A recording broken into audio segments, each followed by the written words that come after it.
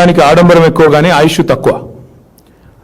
రాహుల్ గాంధీ గారిని తీసుకొచ్చి ఆ బరాజ్ మీద నిలబెట్టి అక్కడ ఉన్న ఒక పర్రెని చూపెట్టి ఇది మొత్తం కూలిపోయింది కొట్టుకపోయింది అని చెప్పి ఏదైతే చిల్లర ప్రచారం చేశారో ఇవాళ అది కొట్టుడు పోయింది. అంతిమ విజయం సత్యానిదే అని రుజువైంది. గోబెల్స్ని మించి దుష్ప్రచారం చేసిన ధూర్తులు ఎవరైతే ఉన్నారో వారందరికీ ఇవాళ గుయ్యమనిపించే తీర్పు మన రాష్ట్ర అత్యున్నత న్యాయస్థానం ఇచ్చింది. ముందుగా రాష్ట్ర అత్యున్నత న్యాయస్థానానికి హైకోర్టుకి మా పార్టీ పక్షాన మా అందరి పక్షాన తెలంగాణ రైతాంగం పక్షాన వారికి హృదయపూర్వకంగా నా ధన్యవాదాలు తెలియజేస్తా ఉన్నా.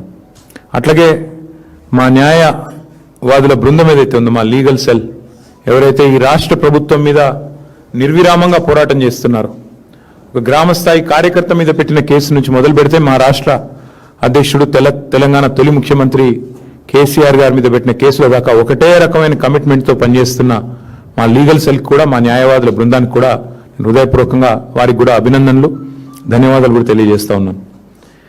మీరు ఒక్క విషయం ఇవాళ అర్థం చేసుకుంటే స్పష్టంగా కనబడేది, అభాండాలు వేసి అబద్ధాల ప్రాపగాండా చేసి మరి ఇష్టం వచ్చినట్టు పిచ్చి ప్రచారాలు చేసిన రాజకీయ రాబందులు ఎవరైతే ఉన్నారో వారికి చెంప చెల్లుమనిపించే విధంగా ఇవాళ తీర్పు రాష్ట్ర హైకోర్టు ఇచ్చింది.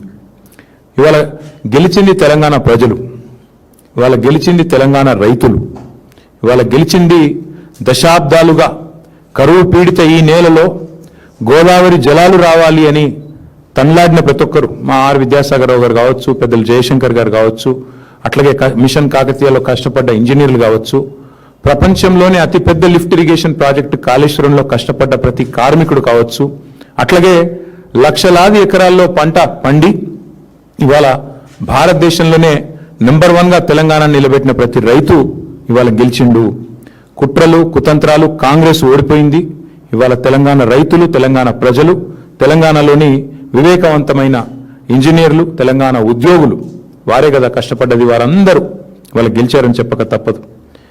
కక్షగట్టినట్టుగా ఇవాళ కాంగ్రెస్ పార్టీ ఏదైతే 3 సంవత్సరాలుగా చిల్లర ప్రచారం ఏదైతే చేస్తున్నదో ఇవాళ ఆ పిట్టల దొరలు ఎవరైతే ఇన్ని రోజులు ఇష్టం వచ్చినట్టు మాట్లాడారో కాళేశ్వరం కూలేశ్వరం అయింది, కాళేశ్వరం కుంగింది కూలింది అని తిరిగే పిట్టల దొరలకు ఇవాళ మొహం పగిలే విధంగా మరి హైకోర్టు సమాధానం ఇచ్చింది.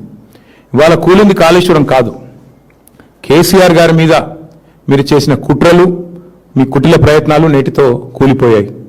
కూలింది కాళేశ్వరం కాదు, మీరు నిర్లజ్జగా సిగ్గు విడిచి ఎవరేమనుకుంటారో అని కూడా సోయి లేకుండా చేసిన అబద్ధాలు ప్రచారం చేసిన అబద్ధాలు ఈరోజు గోదావరి ప్రవాహంలో కొట్టుకొని పోయినాయి.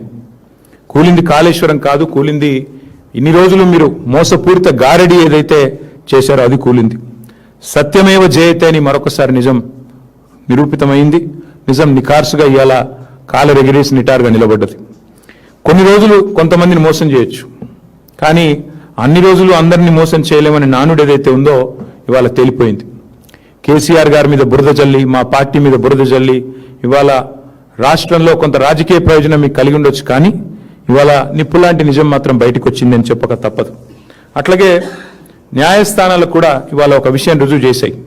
ప్రభుత్వాలు ఏమనుకున్నా రాజ్యాంగానికి చట్టానికి వ్యతిరేకంగా ఎవరు తప్పుడు పని చేసినా ఊరుకోము అనేది ఇవాళ రాష్ట్ర హైకోర్టు తీర్పు ద్వారా స్పష్టంగా వెల్లడయింది.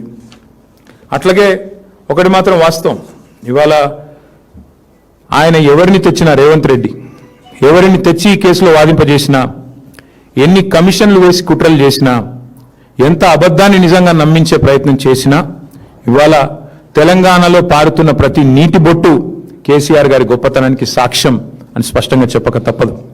పండుతున్న ప్రతి పంట ఆయన అకుంఠిత దీక్షకు నిదర్శనం అని చెప్పక తప్పదు.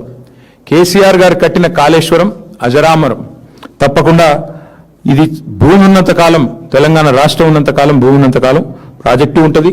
ఈ గోదావరిలో ఈ గోదావరి నది ఈ భూమి మీద పారినంత కాలం ఆయన చరిత్రను కాళేశ్వరం ప్రాజెక్టు చరిత్రను నీలాంటి అంగుష్ట మాత్రులు మాత్రం ఎన్నడూ తాకను కూడా తాకలేరని చెప్పి కూడా నేను ఈ రాష్ట్ర ముఖ్యమంత్రికి చెప్తా ఉన్నా.